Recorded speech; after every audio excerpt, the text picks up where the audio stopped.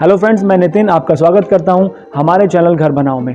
आज हम बात करने वाले हैं कि टाइल केमिकल का इस्तेमाल करते वक्त आपको किन किन बातों का ध्यान रखना है। आपने हमारा पहला वीडियो देखा होगा जिसमें हमने बात की थी कि इसके एडवांटेजेस क्या हैं, आपको केमिकल का इस्तेमाल करने से क्या क्या फ़ायदे मिल सकते हैं। आज हम बात करेंगे कि इस्तेमाल करने से पहले केमिकल का आपको किन किन बातों का ध्यान रखना है।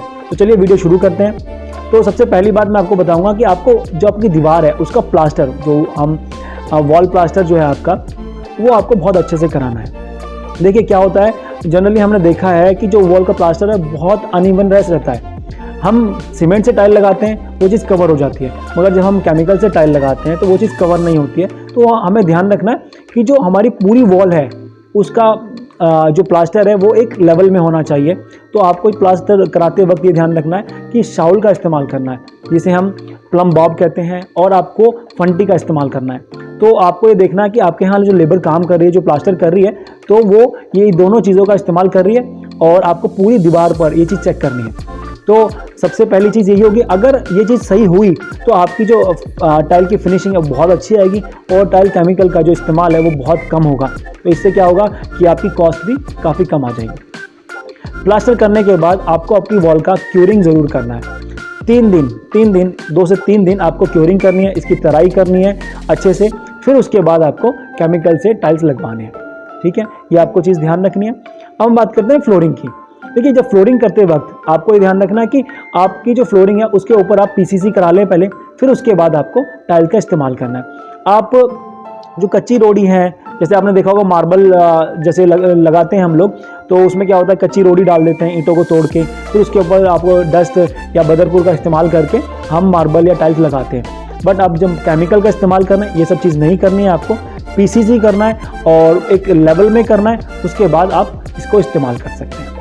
इससे आपको बहुत बेहतर रिजल्ट मिलेंगे, और आपकी जो कवरिंग है टाइल केमिकल की वो बहुत ज़्यादा होगी। जैसे कि कंपनी कहती है 50 स्क्वायर फीट बोलती है, अगर आप सरफेस अच्छी रखेंगे तो आपको 30 से 40 स्क्वायर फीट तक आपको कवरिंग मिल जाती है।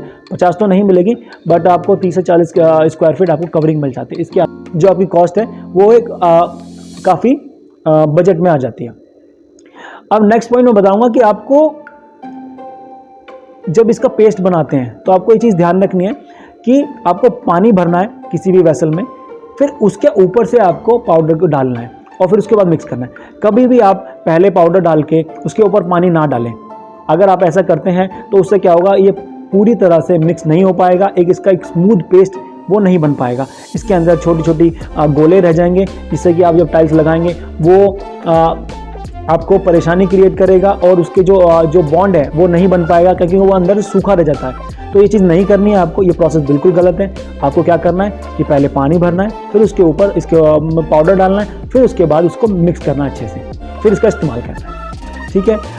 आप नेक्स्ट पॉइंट ये है कि आप कभी भी इसके अंदर कोई भी दूसरा केमिकल या दूसरा कोई प्रोडक्ट इसमें मिक्स ना करें, जैसे कि कोई सैंड या कोई सीमेंट। बहुत से कॉन्ट्रैक्टर क्या करते हैं कि इसके अंदर सीमेंट मिलाकर टाइल्स को लगाते हैं। ये बिल्कुल गलत है। ना ही ये आपका टाइल केमिकल का काम करेगा और ना ही आपका सीमेंट का काम करेगा, क्योंकि दोनों अलग अलग प्रोडक्ट हैं, दोनों अलग अलग टेंडेंसी रखते हैं। तो दोनों को एक साथ मिलाना ये बहुत बड़ी मिस्टेक है। तो आपको ये ऐसा बिल्कुल नहीं करना। अगर कोई ऐसा करता है तो आप उसको मना कर दीजिए। आपको अगर टाइल्स सीमेंट से लगाने हैं तो प्योरली सीमेंट से लगाएं, अगर आपको टाइल केमिकल से लगाने हैं तो केमिकल से ही लगाने हैं। ठीक है।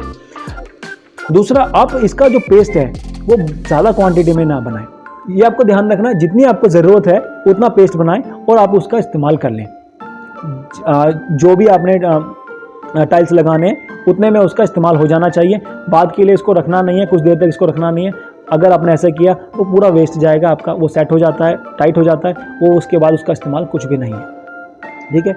और इसके बाद एक पॉइंट है कि ये कोई वाटर प्रूफिंग एजेंट नहीं है। हमने बहुत बार देखा है लोग कस्टमर जब हम साइट पर जाते हैं तो हमें वो कहते हैं कि इससे क्या वाटर प्रूफिंग हो सकती है। नहीं, ये एक पूरी तरह से गलत बात है कि ये वाटर प्रूफिंग बिल्कुल नहीं करता है।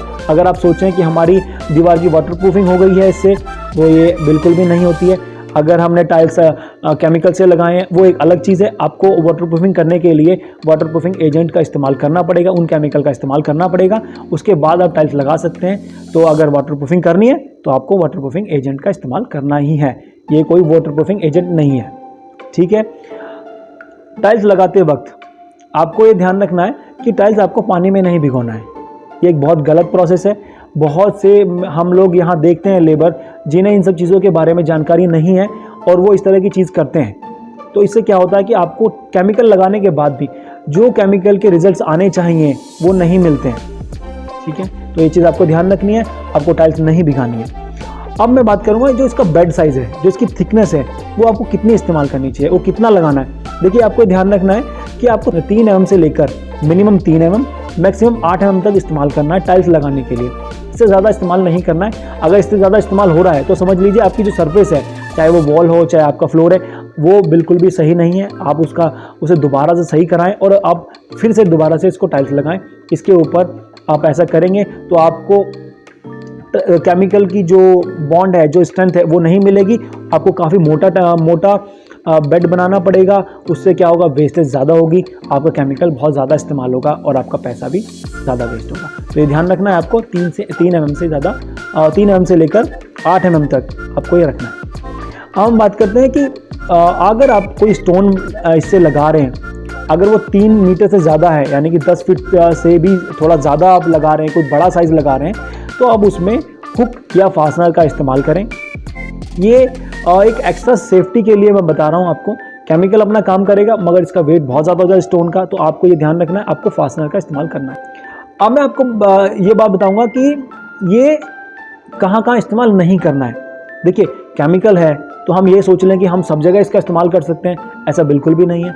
हम इसे मेटल पे इस्तेमाल नहीं कर सकते, कोई लोहा है, कोई सिल्वर है, कोई पीतल, इसके ऊपर इस्तेमाल नहीं करना है, टाइल्स के ऊपर नहीं लगाने हैं। आपको इंजीनियर मार्बल या जिसे हम कहते हैं कंपोजिट मार्बल, वहाँ इसका इस्तेमाल नहीं करना है। वो जो मार्बल है वो हम मशीन से मार्बल बनाते हैं, वो मार्बल इससे नहीं चिपकता है, ये आपको ध्यान रखना है, कोई बॉन्ड नहीं बनाता है।